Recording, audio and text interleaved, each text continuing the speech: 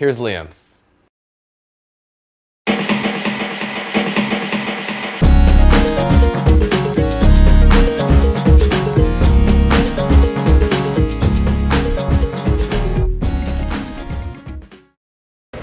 Hey, it's Liam McMullan. I'm here at Proof 7 with my man Flex. I'll tell a story of Proof 7. All right? Gang. Let's break it down. As you know, Let's get your name on camera first. I am the infamous Bradley Theodore, aka Brad Digital. What we know about Proof 7, these guys are like a part of this quasi-pseudo downtown happiness. You know what I mean? Most people don't know about it, right? They think they know, but they weren't there for it, you know?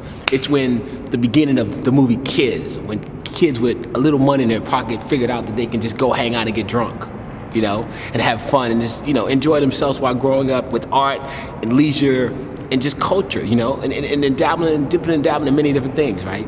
So the Proof 7 crew, they're part of that whole downtown scene that just blew up like a nuclear bomb in the middle of downtown. But it was a nuclear bomb of creative, positive energy with fun, you know what I mean? P7, you know what I mean? P7. Our company is Proof 7 and we're a printing house, but aside from that we have a small clothing line, Proof 7 Clothing, a couple new projects in the works, and an events company called Newborn Events, where we try to team up with young, talented artists like Flex on various projects. We've partnered up with the KDU to produce the Royal, which is a quarterly magazine. It's somewhat of an artifact and valued in these areas. It's a scarce thing, so if you come upon one of them, you should consider yourself somewhat lucky. But what we like to do is work with... They're very small. They get lost easily. Quickly. It's not filled with ads. It's really just about putting the artist and the designer first and focusing truly on design. You can tell that you're like kind of a mile a minute kind of guy, truly. But you know, which takes up most of your time?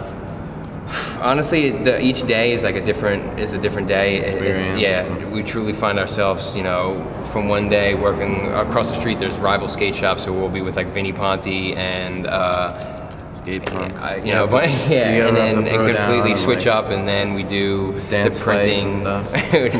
Do dance fights too, but that's underground, so we don't. As a publisher, you've got to, you know, kind of have a sense of the internet's taking over, in a sense, and that, you know, people are less about the written word, you know, and things are becoming less tangible, you know, and more. I think that it's definitely interesting. I mean, every day I start my day by checking some of our favorite blogs and whatnot, you know, Super Touch and other dope blogs that are just covering the culture, and they're relevant because they're bringing news in a much more accessible format to everyone, which has its positives and negatives. You know, some people say it kills the exclusivity and the niche of some markets, but at the same time it exposes a lot of people to broader things.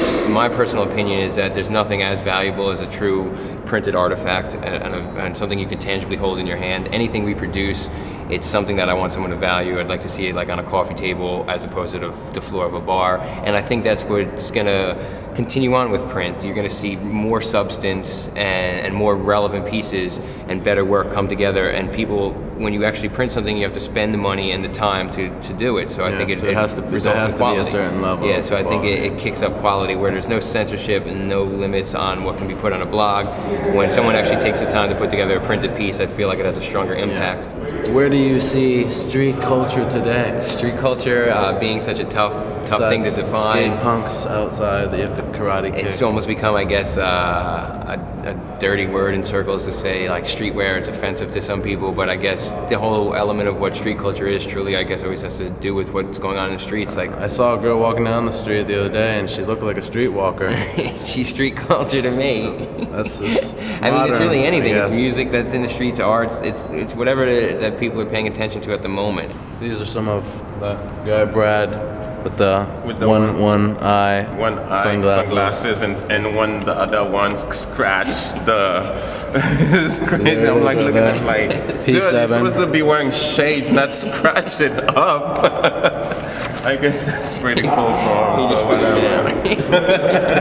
All right, this is Liam McMullan signing off from back to you, Joe, in the studio or your apartment or whatever it is. It's such a mystery. Money goes on the streets.